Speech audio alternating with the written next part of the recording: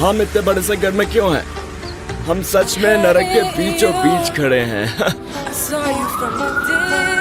इसे स्किड रो कहते हैं। भला ही आप बेघर हो, फिर भी हर दिन कोई तुम्हारे लिए खाना लाएगा। आपको सच में कभी खुद पर निर्भर नहीं होना पड़ेगा।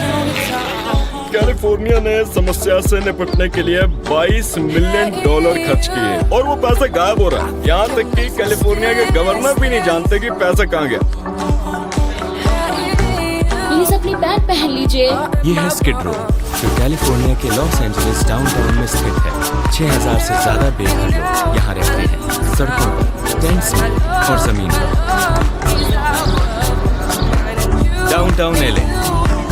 हमें और ज्यादा की जरूरत है, क्योंकि हर दिन जितनों को घर मिल रहा है उससे ज्यादा लोग बेघर हो रहे हैं। सिस्टम काम नहीं कर रहा है। बेघर होने की वजह है कैलिफोर्निया राज्य दुनिया की चौथी सबसे बड़ी इकोनॉमी है। अगर ये एक स्वतंत्र देश होता, इसकी अर्थव्यवस्था ने जापान को 2024 में पीछे छोड़ दिया होता।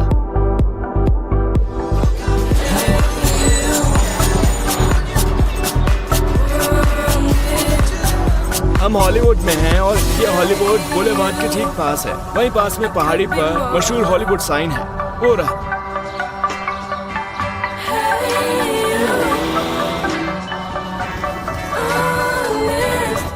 यहाँ बहुत दौलत है। यहाँ बहुत सारे फेमस एक्टर्स और एक्ट्रेसेस रहते हैं, क्योंकि यहाँ बड़े बड़े फिल्म स्टूडियोज हैं। और जो बात मुझे अजीब लगती है वो ये है कि हम स्किड रो से सिर्फ 7 मिनट की दूरी पर हैं। हम हॉलीवुड में हैं।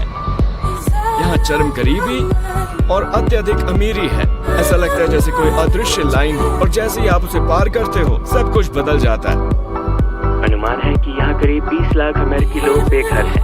हम अभी एलए डाउनटाउन में हैं और हमारे आसपास बहुत से लोग सड़कों पर हैं। हम उनकी कहानियां जानने जा रहे हैं। मैं सच में बहुत उत्सुक हूँ। हमने स्किड रो की सड़कों पर चलकर देखा। हम अंदर चलते हैं। हम इतने बड़े से घर में क्यों हैं? हम सच में नरक के बीचों बीच खड़े हैं। इसे स्किड रो कहते हैं। भला ही आप बेघर हो, फिर भी हर दिन कोई तुम्हारे लिए खाना लाएगा। आपको सच में कभी खुद पर निर्भर नहीं होना पड़ेगा। कैलिफोर्निया ने समस्या से निपटने के लिए $22 मिलियन खर्च किए और वो पैसा गायब हो रहा है। यहाँ तक कि कैलिफोर्निया के गवर्नर भी नहीं जानते कि पैसा कहाँ गया। प्लीज अपनी बैग पहन लीजिए। ये है स्किड रो, जो कैलिफोर्निया के लॉस एंजलिस डाउनटाउन में स्थित है। कैलिफोर्निया राज्य दुनिया की चौथी सबसे बड़ी इकोनॉमी है। अगर ये एक स्वतंत्र देश होता, इसकी अर्थव्यवस्था ने जापान को 2024 में पीछे छोड़ दिया होता।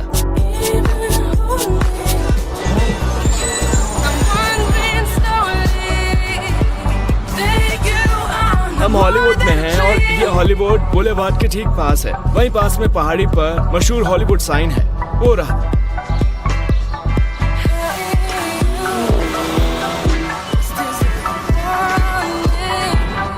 यहाँ बहुत दौलत है। यहाँ बहुत सारे फेमस एक्टर्स और एक्ट्रेसेस रहते हैं, क्योंकि यहाँ बड़े बड़े फिल्म स्टूडियोज हैं।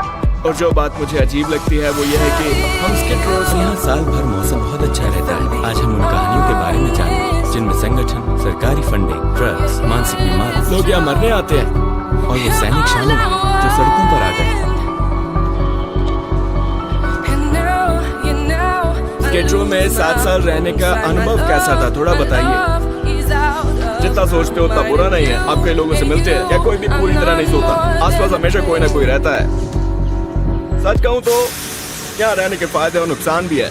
कलों से बिजनेस में हूँ और समस्या हमेशा से फ्री पैसे, फ्री खाना और बाकी सब सुविधाएं रही हैं जो यहाँ रहने से मिलती हैं। 2021 से अब तक कैलिफोर्निया ने इस समस्या से निपटने के लिए $22 मिलियन खर्च किए हैं। लेकिन आप इस समस्या को कैसे हल करोगे जब लोग और संस्थाएं, चाहे वो नॉन प्रॉफिट हो या प्रॉफिट, उन्हें इतना पैसा मिल रहा हो? वो क्या चाहेंगे कि ये समस्या हल हो? क्योंकि वो बार बार उसी पैसे को साल दर साल ले सकते हैं और ये पैसा टैक्स से आता है।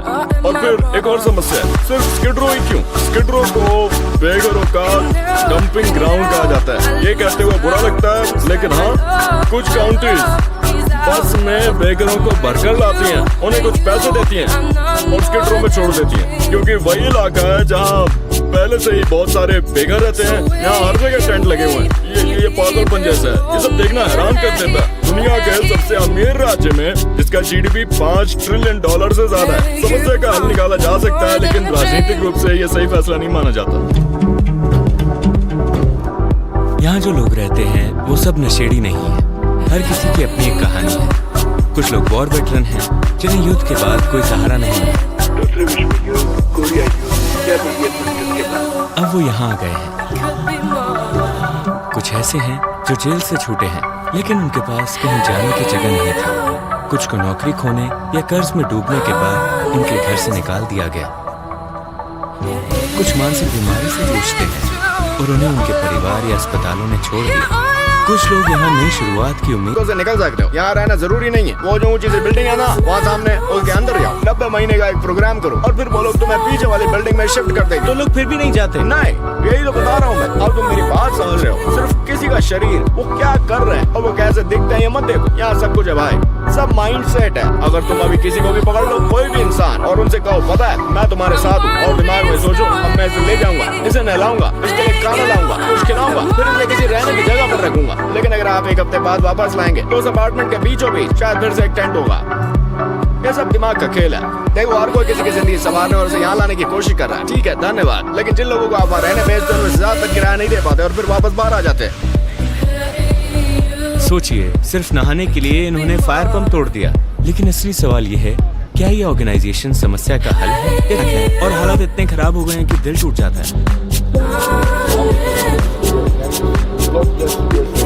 एक सेकंड, वीडियो पर वापस जाने से पहले हम वहाँ शूट कर रहे थे। देखिए ट्रेडिशनल ड्रेस, हमने ऑरा फार्मिंग शूट की और उसकी कहानी छोटे से गांव से ग्लोबल फेम तक ले गए। हमने वहाँ रोमिंग यूज नहीं किया क्योंकि वो बहुत महंगी पड़ती है। हमने एरालो कंपनी का ई सिम कार्ड यूज किया। ये एक ऐसा ई सिम है जिसे न दुकान से खरीदना पड़ता है और न ही कार्ड बदलना पड़ता है। मैंने ट्रिप से पहले ही ऐप में साइन अप किया और इंडोनेशिया के लिए एक पैक चुन लिया। मैं ज्यादातर ट्रिप्स में ई सिम ही यूज करता हूँ, जैसे मैंने चाइना ट्रिप में किया था, इसलिए हमें उन पर भरोसा है। और अब वो इस ट्रिप के स्पॉन्सर भी 10 GB का पैक लेते ही वो आपको बड़ा बजट होने के बावजूद वो पैसे वहाँ नहीं पहुँचते जहाँ उनकी सबसे जरूरत है। यहाँ हाउसिंग पॉलिसीज में भी काफी भेदभाव है। फ्री और अच्छा हेल्थ केयर सिस्टम भी नहीं है और कैपिटलिस्ट सिस्टम इतना ताकतवर है कि जो कमजोर है वो पीछे छूट जाते हैं। देखिए यहाँ कितने टेंट्स लगे हैं। वो कुछ कहना चाहती हैं। हाय, मैं पीसीबी और क्रैक कोकेन और मैरिजुआना भी लेती हूँ।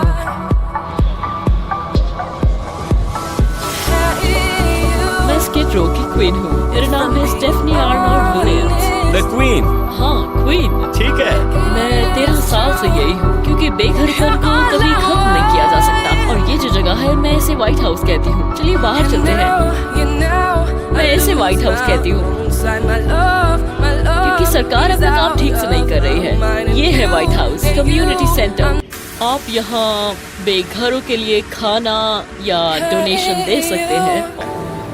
कुल मिलाकर ये एक असली संकट है। अपने आसपास देखिए, यहाँ ज्यादातर लोग मेंटल हेल्थ से जूझ रहे हैं और खुद से किसी शेल्टर में अप्लाई नहीं कर पाते। तो यहीं से ये सब शुरू हुआ। अब लोगों को इन हाउसिंग में रखने से सरकार को ज्यादा फायदा होता है और अब हमारे पास कई ऑप्शंस हैं जहाँ आप कोई नॉन प्रॉफिट ऑर्गेनाइजेशन बना सकते हैं जो असल में कॉर्पोरेशन ही है।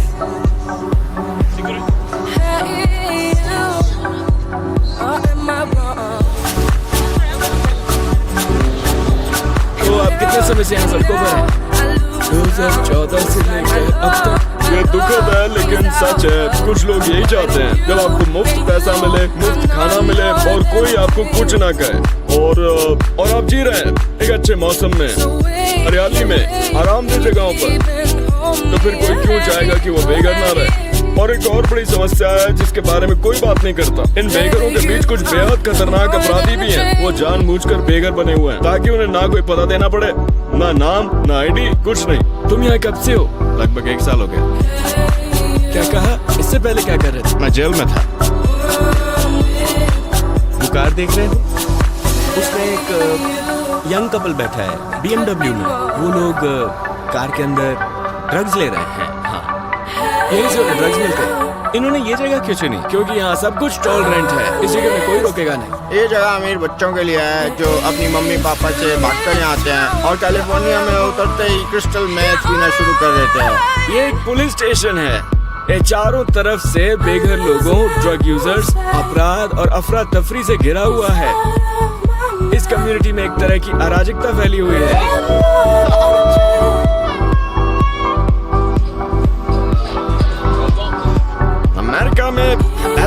होना चाहिए था। मेरे टैक्स का पैसा सीधा उनकी जेब में जाता है, सांसदों की, सेनेटर्स की, राष्ट्रपति की, मेयरों की। मैंने टैक्स दिया है। कैलिफोर्निया स्पेन और इटली से ज्यादा अमीर है, फिर भी लोग सड़कों पर सो रहे हैं। हाँ, और ये सब इन ऑर्गेनाइजेशंस के कारण।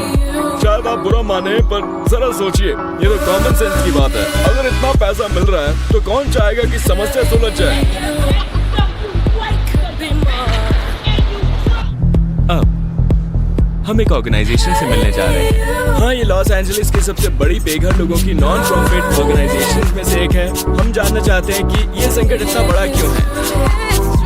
लोग हर सुबह ऐसे माहौल से कैसे गुजरते हैं? क्या ये खुला? यही वो ऑर्गेनाइजेशन है। अब हम इसे समझने के लिए अंदर जा रहे हैं। हमें अंदर शूट करने की इजाजत मिल गई है। हम अस्पताल नहीं है, लेकिन माहौल अस्पताल जैसा ही है। यहाँ बहुत बीमारियां हैं, इसलिए जब तक वो पक्का ना कर लें कि हम साफ सुथरे हैं, हमें अंदर आने की इजाजत नहीं होती। हर तरफ ड्रग्स और स्मोक, यहाँ होने भर से ही नशा हो सकता है। और फिर हम मिले यहाँ की एक अफसर से। हमने सड़कें छोड़ दी हैं और अब यहीं रह रहे हैं। ठीक है भाई, आपसे मिलकर अच्छा लगा।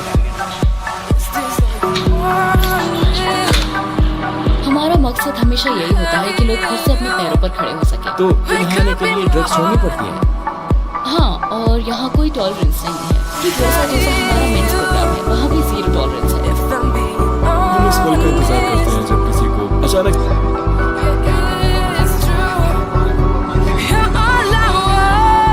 फटे टेंट्स और गंदे फुटपाथों के बीच कई अनकही कहानी छुपी है। एक चमकते शहर के दिल में कुछ के लिए रोशनी बिना किसी आवाज के बुझ गई। तुम किसी और देश या शहर जाना नहीं चाहते? मैं तो चाहता हूँ किसी और ग्रह पर चले जाऊँ। किसी और ग्रह पर? जैसे तुम ये डॉक्यूमेंट्री बना रहे हो, मैं ये सब हर दिन करता हूँ, लेकिन बिना कैमरा के। ये समस्या इतनी बड़ी कैसे हो गई? किसकी गलती है और इसे सुलझाएं कैसे? किसी और को मत दोष दो, खुद को देखो, समझे? तुम खुद ही अपनी किस्मत के मालिक हो, समझे?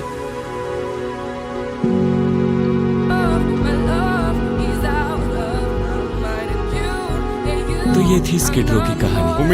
उम्मीद है कि आने वाले कुछ सालों में कुछ सुधार होगा। स्पेशल थैंक्स टू केविन जो इस वीडियो में मेरे साथ थे, और शैडी को जो कैलिफोर्निया में इमेज वन के ओनर है। जैसे कि आप देख सकते हैं 81% दर्शक सब्सक्राइब नहीं करते और सिर्फ 18% ने किया है। तो अगर आपको ये कंटेंट पसंद आ रहा है तो चैनल सब्सक्राइब जरूर करें, इससे हमें बहुत मदद मिलती है।